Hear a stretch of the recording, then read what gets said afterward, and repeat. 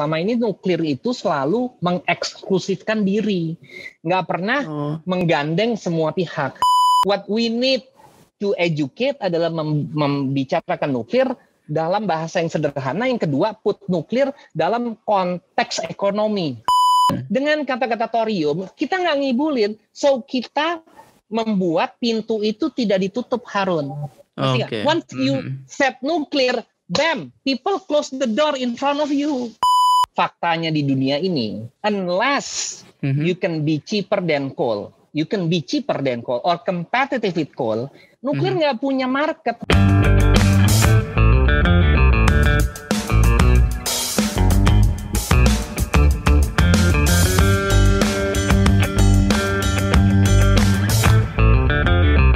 Datang di podcast Bicara Nuklir, podcast pertama yang membahas tentang sains dan teknologi nuklir di Indonesia. Di season ini, kita akan ngobrol dengan lebih banyak ahli dengan topik yang lebih luas dan lebih far-reaching daripada sebelumnya. Kita akan gali lebih dalam tentang topik-topik nuklir, baik yang umum maupun yang belum familiar di tengah masyarakat. Jadi stay tuned and let's get radiated.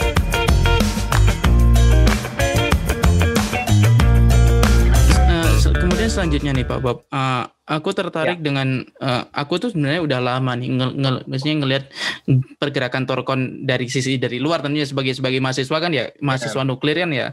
Kalau misalnya ada orang yang bergerak di bidang nuklir kan ya pasti menarik banget dong. Nah, aku udah ngelihat Thorcon dari tahun lalu dan aku ngelihat itu Thorcon banyak banget melakukan kerjasama ya dengan institusi pemerintah dan non pemerintah. Terus aku jadi kemudian berpikir di 2 minggu yang lalu, aku tuh ngobrol untuk podcast ini bersama Prof. Jarod ya, mantan kepala Batan, dan salah satu pernyataan beliau yang sangat menarik untuk aku adalah beliau bilang bahwa orang-orang nuklir itu tidak punya teman. Beliau bilang begitu kan. Tapi kemudian aku melihat Pak Bob itu bahwa Pak Bob dan juga Thorcon melakukan banyak kerjasama dengan BUMN, dengan holding timah dan lain sebagainya. Itu kalau misalnya Pak Bob melihat, apakah benar ya orang nuklir itu nggak punya teman gitu, quote unquote nggak punya teman, atau mungkin kalau misalnya iya, itu yang aku nggak mau bilang apakah siapa yang salah ya, tapi gimana itu bisa dibenerin gitu loh kalau misalnya memang kita nggak punya teman gitu. Betul, itu adalah problem nuklir selama itu. Betul sekali, you are right. Orang nuklir itu nggak punya teman. Nah, for example ya, mungkin kemarin kita bikin acara gathering di Hotel Luansa. Jadi karena kita udah siap untuk kita satu-satunya perusahaan nuklir dalam sejarah Indonesia yang mendapatkan rekomendasi dari pemerintah. Ini yang nggak pernah orang sadari, yang bukan cuma nggak disadarin tapi nggak di-appreciate sama banyak orang nuklir itu sendiri. For some reason, yang sebagai saya bilang, mereka merasa terancam dengan keberadaan Thorcon, which is aneh ya. Tetapi pada saat saya bikin acara gathering kemarin, saya ngundang seluruh top ranking energy policy maker di Indonesia, dan semua hadir, ya. Deputi Maritim, ya, which is Kementerian Marves itu koordinator maritim itu membawahi SDM ya.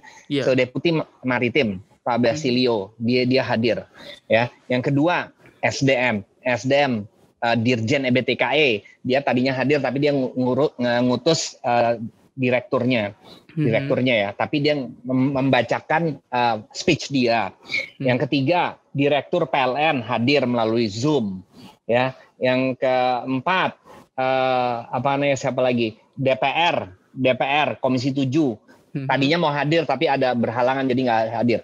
Artinya I've managed, dan banyak BUMN lainnya ya, dan I've managed to invite semua stakeholder energi.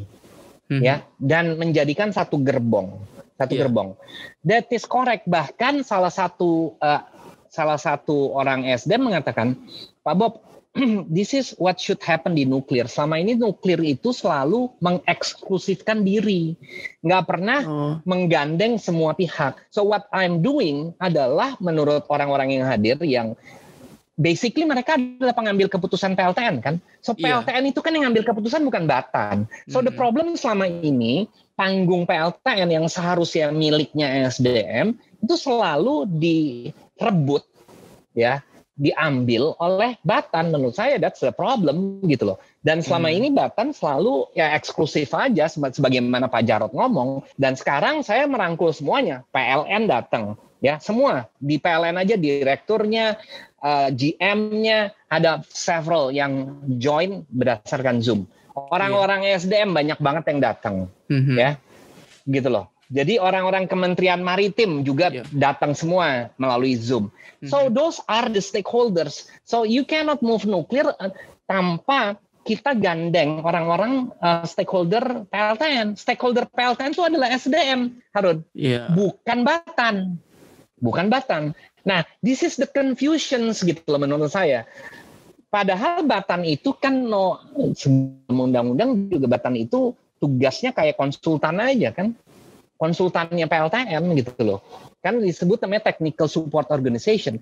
Stakeholder-nya itu pengambil keputusan kan basically di PLTN 2. SDM dan Bapeten. Bapeten yang memberi izin operasi, lalu SDM yang memberikan membuka pintu nuklirnya gitu loh, bahwa saya nuklir masuk ke dalam bauran. So you tell me sekarang, coba kita lihat aja deh, ketika kita bicara PLTN, siapa yang selalu bicara?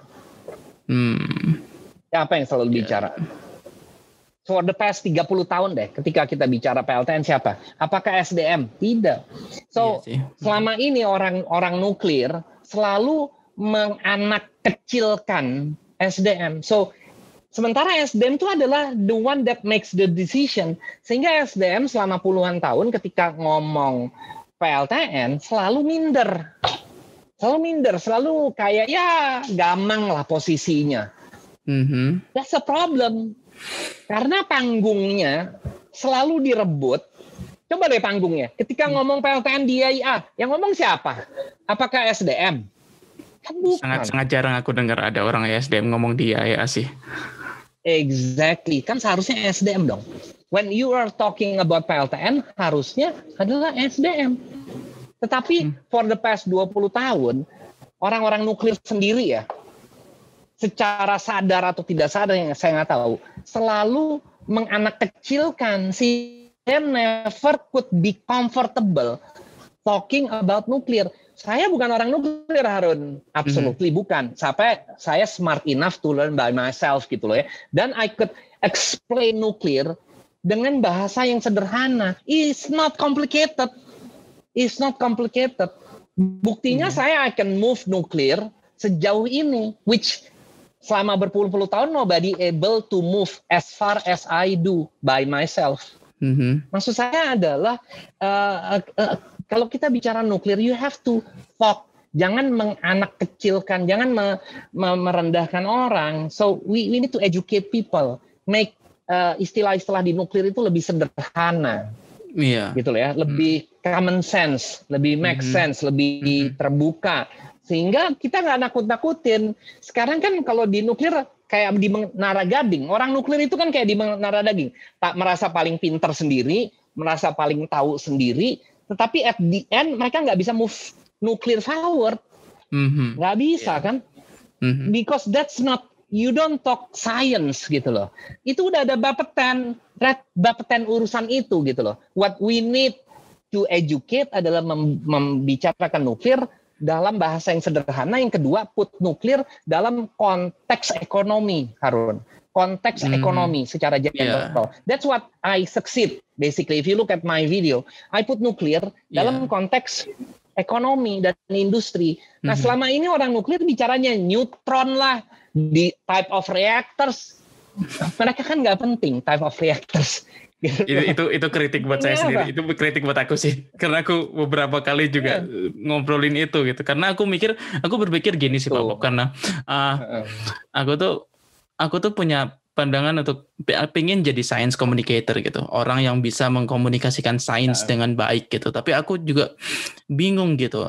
Topik yang aku bicarakan ini benar-benar kalau misalnya ditanya tentang spesifiknya ya, it's really complicated gitu loh. So I need to aku perlu kayak aku perlu tahu tentang gimana caranya bisa membuat apa yang aku sampaikan itu relatable dengan masyarakat. Itu kan yang sebenarnya mungkin bisa dibilang kan gagal, yang bisa dibilang gagal dilakukan oleh orang-orang yang mengkomunikasikan nuklir selama ini ya. Ya gitu. Yeah, exactly. Nah, yang kedua, coba nih contoh sederhana aja. Contoh sederhana. Saya selalu pakai istilah PLTT. Saya pakai istilah PLTT itu diprotes terus sama orang-orang nuklir. Wah, ini membohongi, Thorkon membohongi orang-orang. Padahal pemerintah sendiri ngomongnya PLTT gitu. Dan bahkan saya diminta sama pemerintah sendiri, bahkan Gubernur Bangka sendiri, Pak Bob, PLTT itu lebih mudah diterimanya karena kata-kata dibanding kata-kata nuklir. So, apa sih susahnya kita mengganti istilah jadi PLTT kalau memang we're using thorium? Kenapa harus dipaksa pakai PLTN? Ya kan seolah-olah kita membohongin. How would you membohongin? Wong itu programnya 8 tahun kok. Eventually mereka tahu. Ya kan? Yeah. This is I give you an example ya. Aaron, this is I give you example gitu ya. Misalnya gini. So many marketing yang sales, yang telepon itu banyak sekali kan ya. Iya, banyak banget. Coba if you receive a call ya. Mereka tiba-tiba mulai dengan kata-kata seperti, halo Pak Bob, kami dari perusahaan ini ingin menawarkan. Once you said ingin menawarkan, kamu tutup. Doom. That's what I do. Oh. Betul kan? Iya. Right. Karena you don't want any penawaran. Baru mereka ingin penawaran. Bam, tutup telepon. Tapi let's say start. Halo Pak Bob, ini misalnya ini Tuti gitu ya. Always perempuan kan. Ini Tuti Pak Bob. Kira-kira bisa nggak ketemu Pak Bob ya hari ini gitu? Ya ada yang perlu saya bicarakan nih. Kan kamu penasaran Tuti. Terus as if dia bicara, as if langsung kenal gitu. Padahal dia nggak tahu saya kan. So kan saya akhirnya nanya. So I ask a question. Saya nggak nutup langsung kan. So I ask question. Sorry Tuti, masalah apa ya? Oh ini masalah ini Pak, peluang bisnis. Lah kan tambah penasaran dong. Peluang bisnis. Basically penawaran juga kan. Iya, cuman katanya beda you you want to hear more, betul kan? You want to hear more.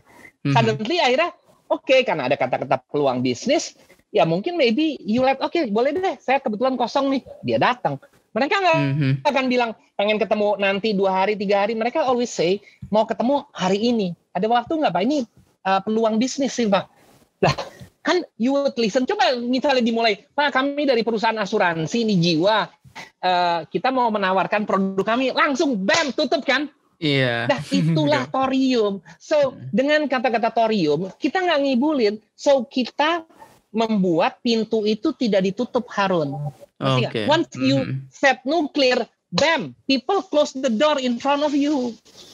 Kalau kita pakai kata-kata thorium, at least you have that about 30 detik apa 1 menit istilahnya, so people would listen. Ngerti nggak? Iya. Itu. Tetapi apa yang dilakukan oleh orang-orang nuklir? Semua mencaci maki saya kan. Thorkon mencoba mengibulin gitu kan, selalu ngomongnya gitu. This show bahwasanya orang nuklir sendiri nggak ngerti komunikasi, nggak ngerti. Gitu loh. Padahal ya pemerintah sendiri, SDM sendiri, even PLN kalau kita lihat RUPPL ya, lihat aja RUPPL. RUPPL itu dokumennya SDM ya, Capman ya. Coba lihat RUPPL 2019. Mereka munculinnya PLTT, bukan PLTN thorium, PLTT aja. Nah, maksud saya, this is a point, masalah problem with komunikasi. Kita masalah komunikasi tentang nuklir itu, ya jangan terlalu formal. Kita harus relax gitu loh. Iya. Iya kan? Harus relax. Pakai bahasa gini loh, kayak Shakespeare bilang, ya. A rose by any other name is still a rose. Betul kan? Kita mau pakai kata PLTN kayak PLTT kayak tetap aja ujungnya orang tahu itu nuklir. Betul nggak sih Harun? Iya. Ujungnya tahu.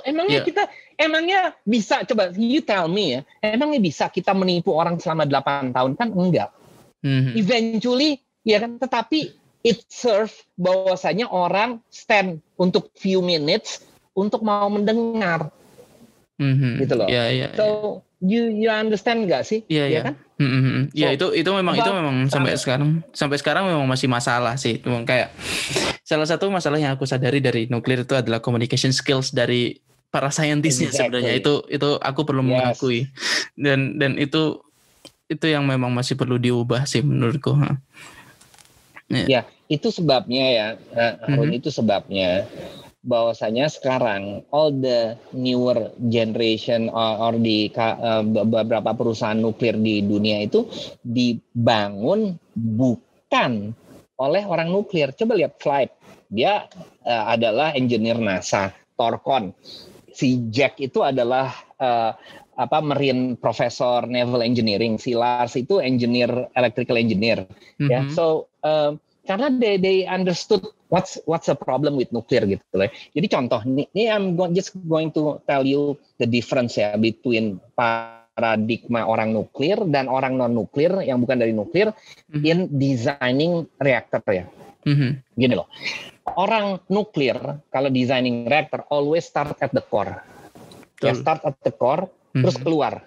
Betul ya. Sehingga at the end mereka nggak bisa memanage constraint lainnya seperti economic, buildability bisa dibangun apa enggak dan lain-lain. Betul kan? So in commercial operation gitu ya, in reality in commercial operation you are bound by certain constraint. Betul nggak sih? You are bound whether it's economic or whether it's safety. Betul nggak sih? Right? Betul, so you have certain bound in real life ya, in real not on paper, in real life.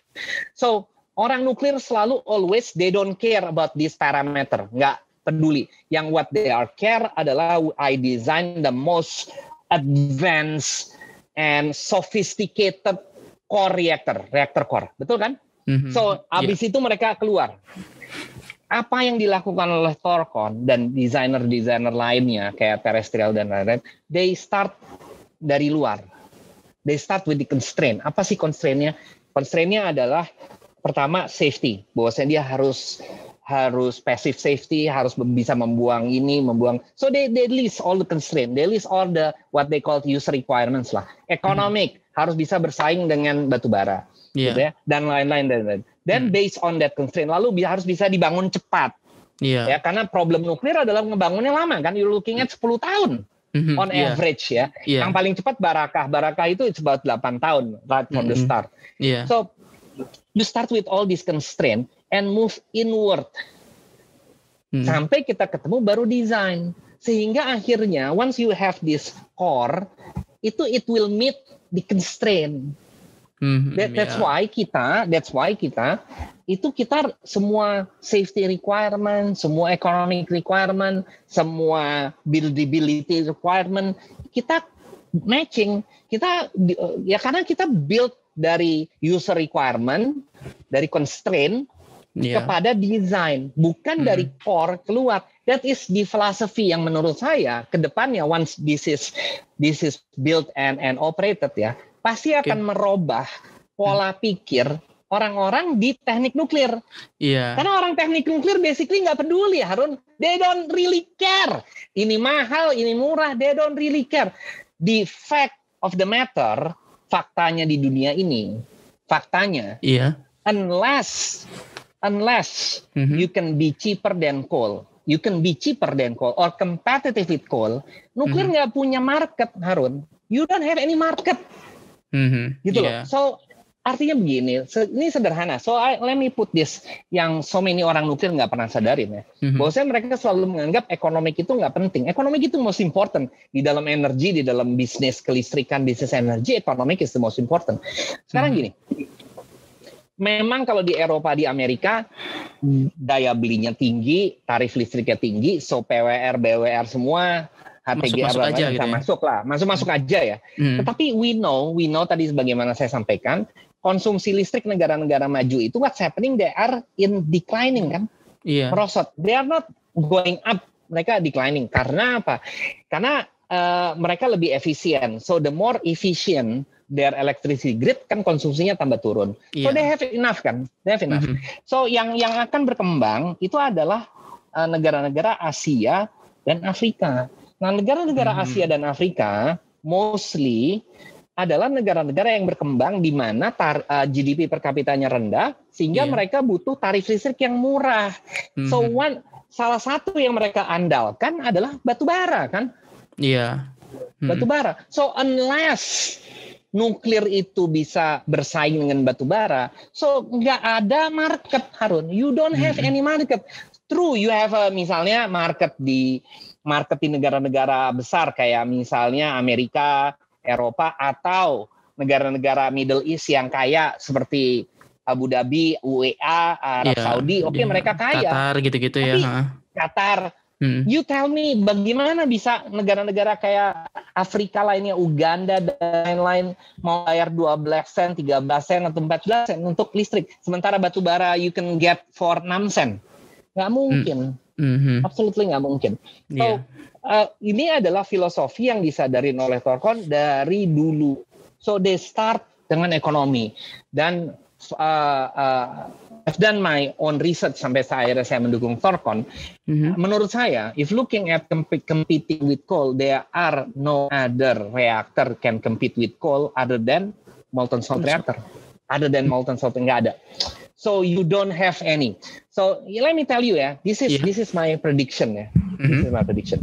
By 2025-26 ya, ketika Thorcon udah beroperasi, even belum komersial ya, that is the day that all this nuclear company will collapse. Westinghouse, Hitachi, semua yang desain PWR, BWR, HTGR, bam, bangkrut.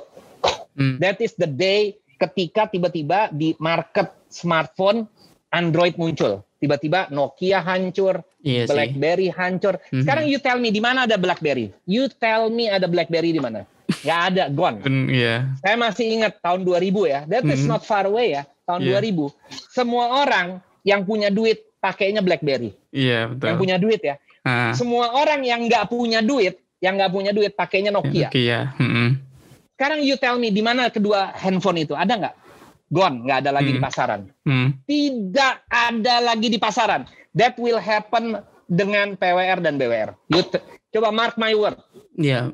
Westinghouse saja sekarang ya. Westinghouse sekarang ya. Nah, maksud saya, so if you look at things objectively ya, not as a nuclear engineer, just as an engineer gitu ya, objectively ya, you will see the time that MSR is operating ya, apakah itu Thorcon, apakah itu Terrestrial atau any other MSR company, that is the end of PWR, BWR, HTGR and all other reactor. Karena siapa yang mau pasang reaktor yang pertama lebih mahal, yang kedua tingkat keselamatannya lebih rendah dibanding MSR. So you know MSR there is no pressure kan? So you don't have any pressure. So how would you have an explosion? How would you have a breach if you don't have any pressure? Ya, you don't have any pressure loh. So if you don't have any pressure about only 10 bar, then how would you have a breach of reactor, a breach of containment? Nggak mungkin kan? Absolutely nggak mungkin. Terus what's more interesting? Ada lagi nih Harun. What's more interesting? The sole purpose of safety of nuclear safety adalah ya to prevent the release of radiation. Betul apa enggak sih? Iya betul. To prevent the release of radiation. Dari 100-an lebih radioisotop yang paling berbahaya untuk manusia itu cuma ada 3 kan. You have strontium, you have cesium dan iodine kan, betul kan, iodine 131. Dari 3 itu cuma iodine 131 yang possibly yang could accumulate in the body ya. Nah sekarang bayangkan ya, 3 radioaktif itu dan radioaktif lainnya basically bound chemically, covalently di dalam saltnya, ya. Bound chemically, so they cannot escape. So you tell me ya, nggak ada pressure, so there is no forces that can expel the salt. Yang kedua, this radioactive isotope is bound to the salt. Iya, so, jadi nggak akan mungkin bisa keluar ya. Exactly. So it's done kan? Nuclear safety is done. Case closed. Yeah. Of course, I mean this is simplification ya. Yeah. Simplification. So how would you compete with that? You tell me. How would you compete with that? Iya. Mungkin kan? Maksud saya, saya bukan ahli nuklir. Saya bukan ahli nuklir, sekali lagi. Saya bukan ahli nuklir. Tapi on this issue, mungkin saya lebih ahli daripada orang nuklir. But seeing the futures of nuclear does not realize in PWR, BWR, atau HTGR, atau all other design sodium cooled adalah on MSR. Perbedaannya adalah gini. This is most important ya. Saya selalu ngomong sederhana ya. Kebanyakan kita, misalnya Indonesia, kita butuh mobil ya. Ya, butuh mobil. Kebanyakan orang nuklir itu trying to put Ferrari di Indonesia. What orang Indonesia butuh adalah Innova. Right? Kita butuh tuh Innova. MSR itu adalah Innova. It is not sophisticated. It is not advanced. It's very simple. That serve the purpose, gitu loh Harun. Sometimes we have to understand apa sih purpose-nya reaktor itu. Kan we're not trying to design the most advanced, the most sophisticated reaktor ya. That is a Ferrari. Orang Indonesia butuh Ferrari? Ya nggak butuh lah, nggak butuh Ferrari. Yang penting ada listriknya aja ya. Indonesia, exactly, aman dan murah kan? This is maksud saya ini adalah konsep yang sederhana, Harun. Very sederhana. Tapi unfortunately susah dicerna sama orang nuklir. Betul nggak sih? Susah dicerna. Iya. Right? Iya. Semua orang ngomong, wah MSR belum proven. So what? Udah ada Bapeten. Eventually semua reaktor yang nggak proven akan proven. Betul nggak sih? First of a kind pasti akan butuh verifikasi yang lebih banyak, tapi in the end pasti akan ada verifikasi. Exactly, and the end itu akan proven. Dan narasi itu sekarang di Bapeten sudah berubah, Harun. Di draft PP2 yang lagi dibikin Bapeten tuh udah nggak ngomong lagi proven nggak proven, sudah tidak. Karena kenapa? Narasi itu salah. Saya Bapeten is much progressive dibanding Batan, much progressive. Dia menamakannya sekarang adalah reaktor siap pakai, which is good, dan reaktor dalam pengembangan. Much better kan? Much better terminologi. Reaktor dalam pengembangan. Ya, implikasinya bisa lebih fleksibel itu memang. Exactly, implikasinya. Saya lihat dari istilah itu aja yang sekarang lagi masih di draft, dikembangin di Bapeten. Bapeten itu udah progresif sekali, Harun. Progresif. Sementara di Bapeten masih ngomongnya proven, nggak proven, which is lucu kan? Orang masih sekarang kalau kita lihat lembaga litbang, bukankah harusnya lebih senang kalau nggak ada yang proven? Kalau udah semua kita pasangnya proven ya ngapain kita litbang kan? Kita beli aja pengadaan kayak pengadaan AC, pengadaan komputer, kita nggak perlu litbang kan? Iya. Iya kan? Kita selalu ngomong inovasi nuklir. So you tell me, inovasi nuklir, semua selalu kata-kata inovasi nuklir muncul. Inovasi itu artinya we're doing the one that is not proven, the one that is not yet in the market, atau we're doing something already in the market. Mana sih? Inovasi, the word innovations adalah artinya we're doing something which is brand new, which is not already in the market.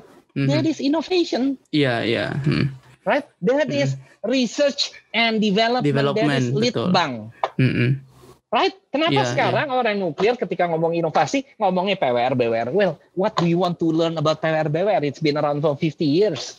Litbangnya di mana? Innovationnya di mana? Oke. Iya, menarik banget ini Pak Bob. That is my personal thought. Iya, makasih banget Pak Bob. Ini udah jalan sejam lebih nih, nggak kerasa. Well, sorry ya, agak sedikit. Saya kadang-kadang kalau udah ngomong nuklir, saya orangnya agak emosional. Iya, sama-sama. Agak ngeselin, Harun. Agak ngeselin. Why ngeselin? Selama 5 tahun saya nggak pernah dibantu. Nggak pernah ada yang ngebantu saya. Nggak ada. Nggak ada, absolutely nggak ada. Kalau ada yang bilang ngebantu, please show hands. Nggak ada. Saya jalan sendirian. Mungkin I appreciate you, karena seperti saya katakan di depan, kamu adalah orang nuklir pertama yang trying to learn, have open mind, objectively gitu loh. Iya. Right? So,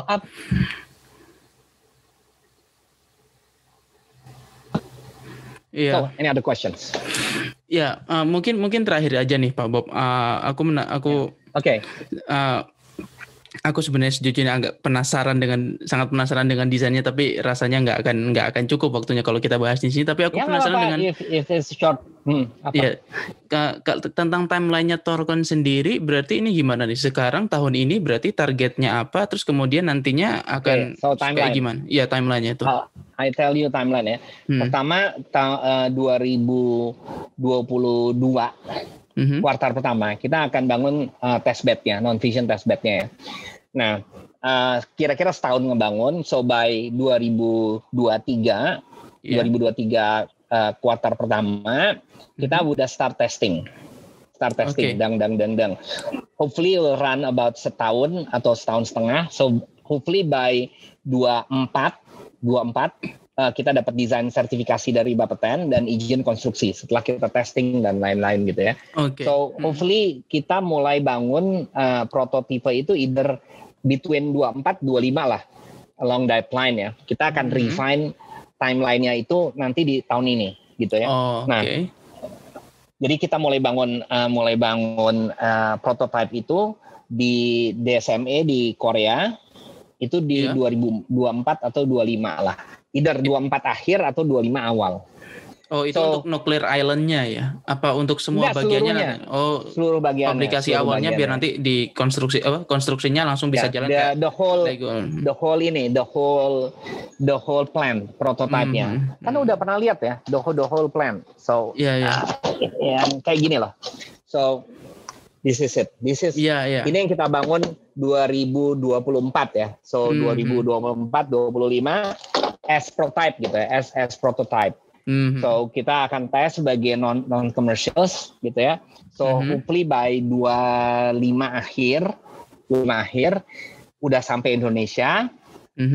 Sampai Indonesia kita testing selama 2 tahun ya, 27 28 udah dapat izin operasi sebagai reaktor non komersial. Lalu kita ganti reaktornya, reaktor baru, dan kita testing lagi, kita go through the licensing process sebagai komersial.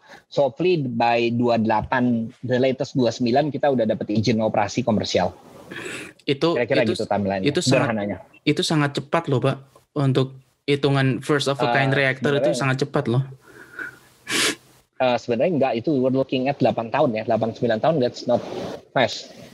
Iya, tapi menurut saya kan itu kan first of a kind kan, maksudnya di seluruh dunia pun kayaknya MSR belum ada yang beroperasi kan, jadi kayak belum makanya pasti kan ada banyak yang saya takutkan dengan timeline yang dibuat Torcon ini kan sebenarnya mohon maaf sekali, tapi Bapetennya itu kan mereka harus bisa belajar tentang gimana how they can certify this new technology that hasn't exist in the world kan. Jadi ya itu yang jujurnya membuat saya ragu gitu. Problemnya adalah bukan problem sih ya. Maksudnya kita bikin timeline ini bukan tanpa kita koordinasi, kita juga udah koordinasi sama Bapeten dan Bapeten sepakat. So Bapeten sepakat kok, nggak ada isu. Dia nggak pernah menyampaikan isu sama kita. Ketika kita udah bikin kajian waktu itu di SDM di P3 Tech 2019, Bapeten udah tahu timeline kita, nggak pernah mengatakan ada isu tentang timeline kita. Ya memang orang kalau nggak pernah ngomong Bapeten, ya komentarnya seperti itu orang-orang nuklir. Tapi termasuk ya saya. Exactly. Tetapi kita komunikasi ini nggak pernah ada isu. Nggak pernah putus ya. Dan nggak pernah putus. Dan juga di 2020 ini kan kita akan lakukan PESAR assessment dengan IAIA. Jadi pada saat itu juga kita akan refine again timeline kita gitu ya. Dan di dalam draft PP2 sekarang yang dibuat Bapeten, draft PP2 yang dibuat Bapeten sekarang, itu dia ngasih sekarang which is bagus, maksimum gitu. Jadi durasi, jadi tahap ini maksimum sekian, tahap ini maksimum sekian, tahap ini maksimum sekian. Iya, betul. Ya, so which is bagus, that's good menurut saya. Makanya saya katakan Bapeten itu progresif ya. Mungkin karena Bapeten SDM-nya anak-anak muda semua ya, so they are much more younger lah dibanding SDM-nya Batam. Cuman eselon 2-nya, eselon 3-nya muda-muda semua. So kalau kita lihat aja berdasarkan timeline, Kan di Bapeten ada yang namanya reaktor dalam pengembangan. Timeline untuk reaktor. So reaktor dalam pengembangan could be anything kan, betul Harun, not necessarily SMSR kan. Could be anything. Betul. Any new type of reactor. Itu di dalam timeline-nya Bapeten tertulis kalau kita jumlahkan semua tahapan-tahapan. You're looking at 7 sampai 10 tahun. 7 sampai 10 tahun. Jadi istilahnya our timeline which is about 8 tahun, which is just about right. Iya betul. Just about right. So kita nggak ada isu, dan maksudnya juga kita tentunya karena we are a business company lah. Kita kan we are spending a lot of money ya. This is what's problemnya Harun, salah satunya ya. Orang always menganggap kita itu iseng-iseng. Ya, selalu iseng-iseng, seolah-olah kita kalau ngomong tuh cuman kecap-kecap aja gitu ya. Padahal this is a lot of money. This is a lot of money, ya. Nggak mungkin kita asal ngomong lah, ya kan? Kan this is not our money. Saya punya kantor di sini. Kita Torkon punya kantor udah hampir 5 tahun ya. 3 tahun sekarang di gedung ini. We are paying lebih dari 2 miliar setiap tahun. Hampir 2 miliar, 1, sekian miliar untuk biaya operasional kantor. So how would you say kita iseng-iseng? Iya kan? Iya sih. How would you say kita iseng-iseng? Tahun ini we're spending 10 miliar lebih on studies. Kalau kita kerja sama ITB, kita akan kerja sama ITB bikin lab nuklir. Maybe our spending itu naik menjadi 20 sampai 25 miliar. So how would you say bahwa kita kan pasti semua every other timeline dan milestone udah kita perhitungkan dengan baik dong, benar nggak sih? Iya. Pada akhirnya soalnya cari untung soalnya kan ya. Exactly. Pada akhirnya cari untung. So we always put out sesuatu yang memang kita udah pikirkan dengan matang-matang, and kita juga udah konsultasikan. Tapi exact timeline itu mungkin baru kita finalize di tahun ini di dalam kajian kita. Yang saya sampaikan tadi adalah masih tentatif lah, masih tentatif karena salah satu yang diminta pemerintah itu adalah di tahun ini adalah tentunya peta jalan itu. Tapi apa yang kita sampaikan sebagai tentatif adalah sesuatu yang sudah kita pikirkan dengan matang-matang gitu. Jadi kita bukan asal ngecap gitu loh, Harun. Ya kan? Benar nggak, right? We're spending a lot of money kok, money. Perbincangan yang barusan ini benar menggelitik satu pertanyaan terakhir lagi ya. Ini maaf sekali nih, satu pertanyaan lagi deh. Ini menarik soalnya dari dulu yang aku dengar salah satu alasan kenapa nuklir nggak pernah berkembang di Indonesia itu adalah kurangnya support dari pemerintah, utamanya karena timeline pembangunan PLTN itu lama. Kalau di Torkon ini kan 8 tahun yang otomatis nanti akan berganti pemerintahan dan lain sebagainya. Nah, untuk mengadres itu gimana sikap Torkon, Pak? Apakah memang Torkon selalu menggunakan sistem MOU jangka panjang sehingga nanti komitmennya meskipun berganti presiden akan tetap sama, atau seperti apa approach Torkon untuk menghadapi kayak pergantian pemerintahan itu? Jadi salah satu kita kan dapat rekomendasi sekarang dari pemerintah. Nah, salah satu understanding yang kita tentunya nggak tertulis ya. Understanding dari antara kita dengan Torkon dengan pemerintah Republik Indonesia adalah kita sepakat untuk melakukan kajian-kajian which is very expensive. Mungkin kajian-kajian ini totalnya we're looking at 15-20 miliar ya. So understanding-nya adalah ketika ini kita lakukan kajian-kajian dan hasilnya positif, hasilnya bagus nih misalnya ya, hasilnya bagus, kita hanya mau lanjut karena the next step setelah kajian-kajian ini adalah bikin testbed ya. Testbed itu is about 1 trillion ya. So kita minta perpres. Nah, unless kita dapat perpres, maka kita nggak akan lanjut. Nah, jadi pemerintah secara kesepahaman ya, saya tentunya tidak tertulis, kesepahaman sepakat. Nah, menurut saya ini sesuatu juga yang wajar-wajar aja Harun, mengingat investasi kita 17 triliun. Nah, kadangkala orang kalau ngomong 17 triliun karena it's not their money, menganggap wah biasa-biasa aja. So I'll give you an example ya. Kemarin how big 17 triliun is ya for Indonesia. Mungkin untuk negara lain kecil 17 triliun. So let me give you example. Kemarin Kepala BKPM baru maparin, saya ikut seminar beliau. Total 2020 investasi yang masuk ke Indonesia itu 800 triliun lebih. 800 triliun. So untuk sekitar 120 sekian ribu project. So if you divide 800 triliun dengan 120 ribu sekian project, you looking at rata-rata project-project di Indonesia nilainya 5M, Harun. Only 5 miliar. 5. Exactly. 5 miliar. Yang skalanya triliunan, itu cuma bisa dihitung dengan jari. Dengan jari, Right. So bayangkan kita 17 triliun. So artinya untuk Indonesia, kita adalah mega project. Yang 10 ini yang rata-rata triliunan, semua minta Perpres lah, jelas lah. Dengan investasi sebesar itu. Dan tentunya ada semuanya yang skala triliun ini, semua dapat karpet merah. Dapat karpet merah dari pemerintah, walaupun cuma 1 triliun, 2 triliun. So mereka dapat karpet merah. Tetapi kita sekarang udah jalan 5 tahun, saya nggak pernah merasa dapat karpet merah, yang ada dapat karpet ijuk.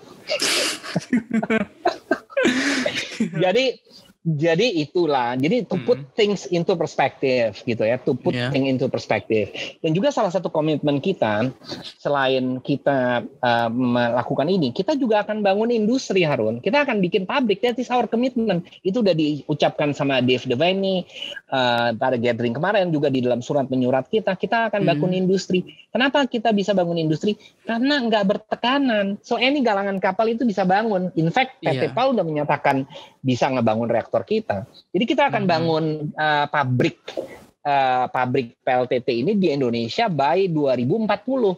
So if we build this, Harun ya, bayangkan, it'll produce about 20 unit, sekitar approximately 10.000 megawatt ya, ekuivalen ya. Iya. Itu satu unit itu butuh operatornya 200. So bayangkan kalau pabrik ini, tentunya bukan hanya untuk Indonesia, kita akan ekspor juga keluar ke Afrika, ke Asia, yang lain-lainnya. So bayangin ya, kita producing 20 unit. Rata-rata satu unit itu 200 orang operatornya. So bayangkan kita akan butuh 2.000 orang setiap tahun yang we need to educate, train as PLTT operator. 4.000. So you imagine 4.000 itu dari mana? Sekarang kagak ada 4.000 operator PLTT by 2040. Lalu kita akan absorb karyawan itu yang directly kerja di pabrik sekitar 5.000, yang supply chain-nya lebih 5.000-an lagi. So you looking at 10.000. That will absorb many, dan it is a high paying job. It's not pekerjaan yang UMR. Iya. Dan iya kan, seluruh operator-operator ini ya juga pasti we're going to be paying the highest salary. Iya, biaya tinggi. Mereka yang ngejamin keselamatannya pasti harus tinggi lah gajinya ya. Lah iya. So you tell me, kan saya dengan seperti itu, kenapa orang-orang nuklir nggak bahagia gitu loh? Harusnya kan bahagia. So we are opening up jobs for yang kebanyakan akhirnya kerja di pemerintah, either di Bapeten atau di Batan kan? Iya. Mau kerja di mana lagi orang yang lulusan teknik nuklir? So you tell me, sekarang Harun setelah selesai kuliah mau kerja di mana? Aduh, mau jangan kerja ditanya. Di bank? Jangan ditanya you tell me, sekarang kerja di mana, Harun? You tell me, coba mau kerja di mana? Udah jauh-jauh kuliah di Amerika, S2, nuklir lagi. Iya. Sekarang where do you want to go to job? Pilihannya either ke Bapeten atau ke Batan. Karena you have a graduate degree. Kalau misalnya cuman undergraduate degree kayak Budi Sadikin, maybe you could work for a bank kayak Budi Sadikin, akhirnya jadi di root Bank Mandiri kan. He's a teknik nuklir ITB kan.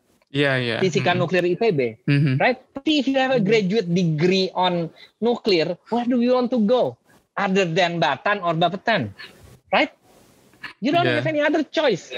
Tapi if you have a Torkon di Indonesia, kan people have choices, right? Betul. People have choices, right? By tahun depan aja we'll be hiring 100 people. Kita tahun depan kita hiring 100 orang. Oh, Harun. Nice. Iya itu. Right.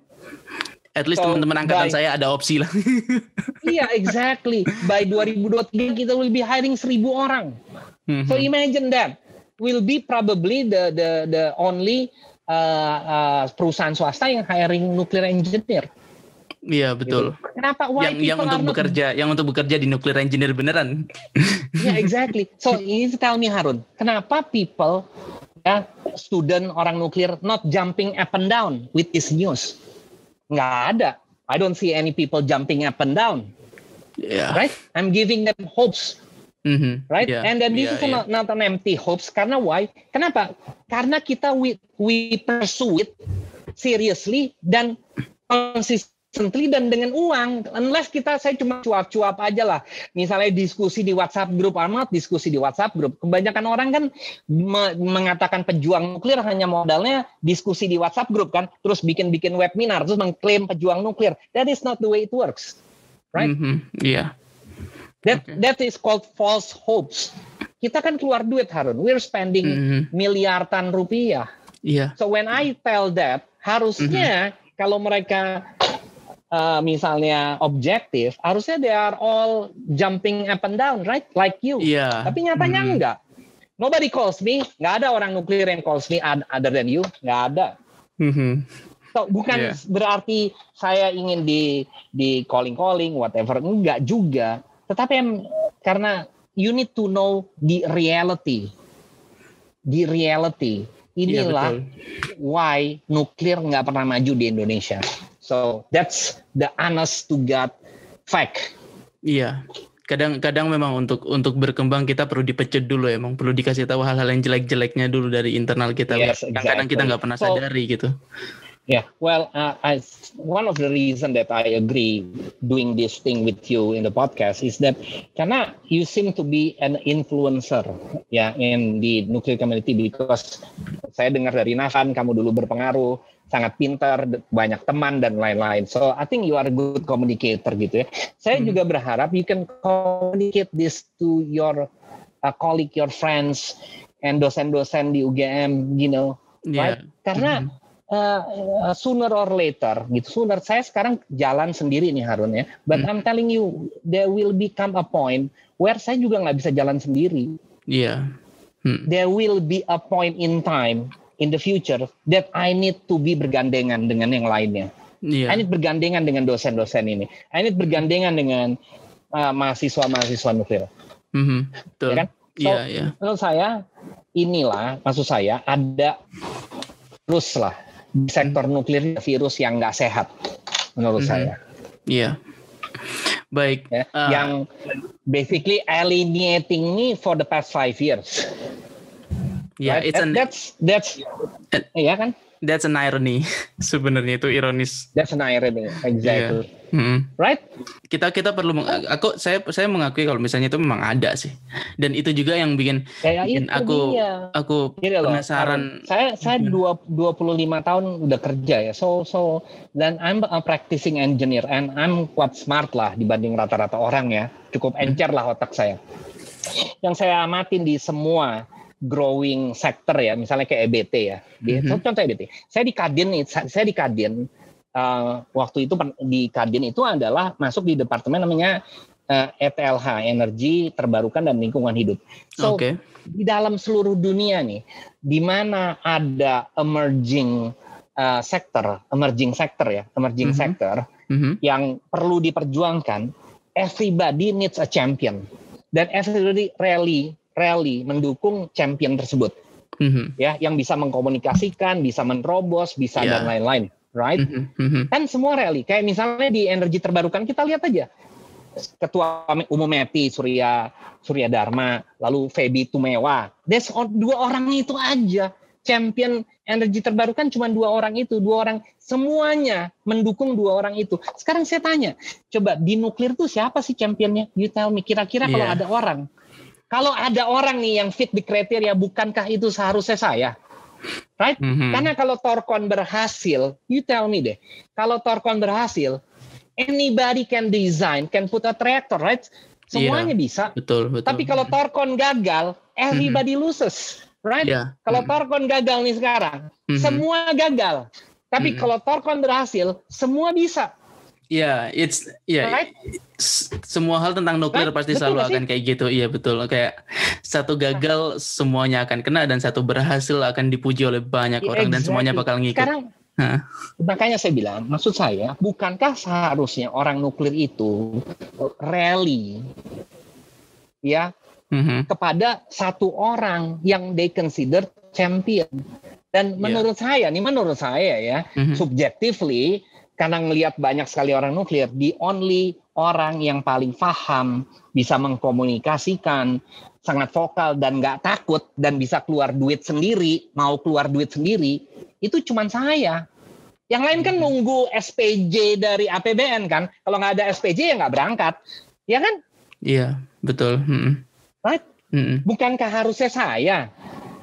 Bukan saya ingin mengklaim, tapi harusnya saya didukung, gitu loh. Harusnya saya didukung. Iya. Right?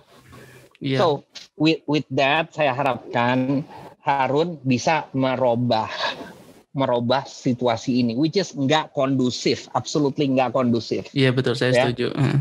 Nggak kondusif. Karena kenapa? Why? Ya, walaupun saya akan mengatakan ini terakhir kali. Walaupun selama ini saya jalan sendiri dan we are progressing ya, walaupun saya dihambat ya, honestly saya nggak perlu cerita lah bagaimana orang-orang menghambat ya. Walaupun saya dihambat oleh orang-orang nuklir sendiri, namun there will be a point di mana saya butuh dukungan orang-orang lainnya. There will be a point in time. Iya. Gitu loh. Karena nggak mungkin saya terus jalan sendirian. Nggak mungkin. Yeah. Nggak mungkin. Selama ini saya jalan sendirian ya. 5 years. Gitu loh. Tapi there will be a point. Dan pada saat itu, when it comes to that point, kalau dukungan itu belum terjadi, it will go down to the sink. Go down to the drain. Iya, miserably. Kan jatuh. Yes. Iya. Pasti jatuh. Dan semua pasti rugi. Dan semua pasti at that time when that happen, udah nggak usah bicara nuklir lagi. Nuklir akan mati di Indonesia. Akan mati. Udah that's it. That's the end of nuklir. Iya, semoga itu nggak terjadi lah. Karena saya masih pingin. Iya, masih at least ngelihat PLTN ada ketika saya hidup. Ya, gitulah. Makanya you tell me sekarang deh. Sekarang what my last questions ya. Kamu udah mengikuti sektor nuklir ya, di Indonesia. So siapa sih you think that the most punya kesempatan, the highest chances kalau ada PLTN pertama?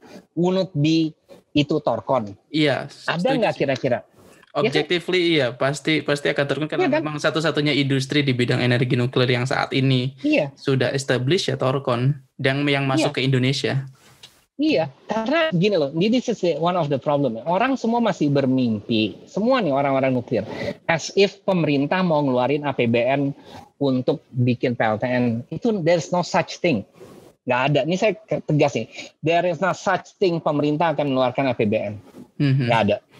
Untuk PLTN ya. Yang kedua ya, orang masih merasa bahwa PLTN harus proven. Pemerintah nggak peduli masalah proven-provenan, Harun, nggak peduli ya, karena mereka udah merasa ada Bapeten. Dulu memang betul narasi itu bisa dikembangkan, sekarang nggak peduli. Mereka merasa udah ada Bapeten, kalau Bapeten ngasih izin ya udah ngasih izin kan, so why worry about proven nggak proven kan. So yang harus di-worry adalah masalah keekonomian. Udah given, diterima oleh pemerintah dan ditetapkan oleh Menteri SDM di mana-mana bahwa PLTN itu harus kompetitif dengan batu bara. Which is you're looking at harga jual listriknya di 6-7 sen. Nah, sekarang you tell me, siapa yang punya peluang? Harus pakai duit sendiri? Harus bisa murah? Coba, you tell me siapa? Rata-rata semua vendor-vendor PLTN. So the word vendor nih, Harun ya, this is what people don't get it ya. The word vendor itu artinya apa sih? The word vendor itu artinya mereka pengen dibayar kan? Am I right? Iya, karena mereka minta tender gitu kan. Iya, the word vendor PLTN ya, itu artinya mereka tidak akan investasi. Mereka jual reaktor. Mereka jual aja, pasang kontraktor. Jadi vendor itu bahasa canggihnya dari kontraktor. Iya. They don't really care. Ya kan? Cuma kata-kata canggih vendor. Nah, kita selalu Thorcon disama-samakan dengan Hitachi, dengan Westinghouse, dengan Rosatom. Kita di different level, kita adalah level lebih tinggi karena kita keluar duit. We are investor. Mereka kontraktor. Itu bahasa sederhananya. Iya. Right? Itu juga saya baru sadar juga sih. Gimana Hitachi dan Westinghouse bekerja itu kan itu. Mereka tuh kontraktor, Harun. Iya. Banyak orang nggak sadar, even dosen-dosen kamu, orang-orang ahli nuklir di Indonesia yang katanya ahli nuklir, nggak bisa bedain antara Thorcon dengan vendor. Nggak bisa bedain. Selalu mereka merasa bahwa saya vendor itu bisa invest. Nggak bisa, vendor tuh minta dibayar. Iya, betul. Vendor tuh minta dibayar. Gitu loh. Nah, itulah yang kamu harus luruskan. Jadi kita tuh pada level yang jauh lebih tinggi dibanding vendor-vendor itu. Memang mereka perusahaan besar. Tapi does not necessarily mereka mau invest. Iya, masalahnya di situ memang. Iya kan? Nah, itu. Dan kalaupun akhirnya nih, ya ada narasi, oh ya nggak apa-apa, nanti kita cari investor di Indonesia. Nanti biar mereka invest kepada vendor-vendor ini. Ya. The next question adalah harganya berapa? Iya. Bisa nggak PWR bersaing di 7 sen, 6 sen? Nggak bisa jawabannya. Ini kan gini loh maksud saya. Lucu ya. Kita something yang konkret tetapi tidak didukung karena mereka semua bermimpi. Ya kan? Mereka bermimpi nih rata-rata. The other gang, ya, anggaplah the other gang, the other groups gitu ya, the other side, semua bermimpi, wah jangan-jangan nanti pemerintah mengeluarkan APBN gitu ya, jangan-jangan gitu ya. Oh siapa tahu mengeluarkan APBN, nanti siapa tahu ada Nepio, siapa tahu, semua siapa tahu gitu ya. Iya. Oh ya siapa tahu nanti ada investor mau invest di PLTN, semua siapa tahu. So mereka bermimpi, tetapi sesuatu yang konkret yang ada di Indonesia, yang operating, yang punya kantor, nggak didukung. Which is ironis nggak? Ya itu sangat ironis banget. Untuk orang yang katanya masuk teknik nuklir itu udah paling susah kan? Iya belajar. Gitu. Tapi ya belajarnya susah kan? Kamu belajar kalkulus, differential equation, apalagi? Ya kan susah kan? Iya. Ya. Kalkulus 1, 2, 3, differential equation, apalagi yang kamu belajar? Numerical, probability, analisis reaktornya dan sebanyak lagi lah. Pusing kan? Tapi once you think about the real life situation, nggak make sense gitu loh. Kadang-kadang lucu gitu loh. Iya kan? Iya. Nah, itulah yang saya harapkan Harun dari kamu untuk try, lupakanlah yang tua-tua menurut saya ya. Udah susah dirubah. Tapi I hope that you can educate the younger generations generation to change their thinking about nuclear gitu loh ya. Nggak bisa lagi. Unless kita cuma bicara nuklir berwacana terus for the rest of your life gitu ya. Ya saya di sini ada Pak Hedi, dia udah kerja di Batan, di Bapeten, di Inuki, di semua. Ya kan 30 tahun lebih atau hampir 30 tahun, 35 tahun lebih ya. Itu terus saja berwacana kan nggak pernah realize, nggak pernah ada kemajuan. Iya. Gitu loh. Nggak pernah ada kemajuan for the past 30 tahun. Karena the way nuclear people are thinking salah semua dan nggak ada satupun juga yang mau mengakui, nggak ada yang mau mengakui that we are wrong gitu loh. Kita salah nih cara berpikirnya.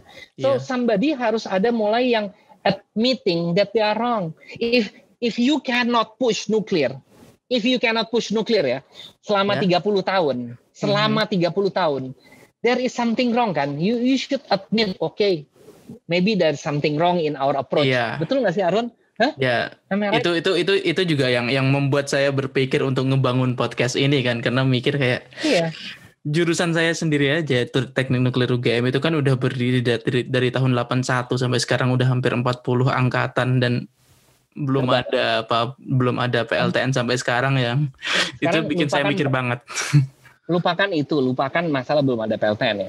You're saying 40 angkatan UGM ya, 40. Bayangin 40 berarti you're talking about 30 tahun lebih ya. Teknik nuklir UGM ya. Kenapa narasi nuklir, kita bicara narasi aja, belum berubah. Narasi nuklir itu baru berubah setelah saya come to the picture. Honestly, baru sekarang.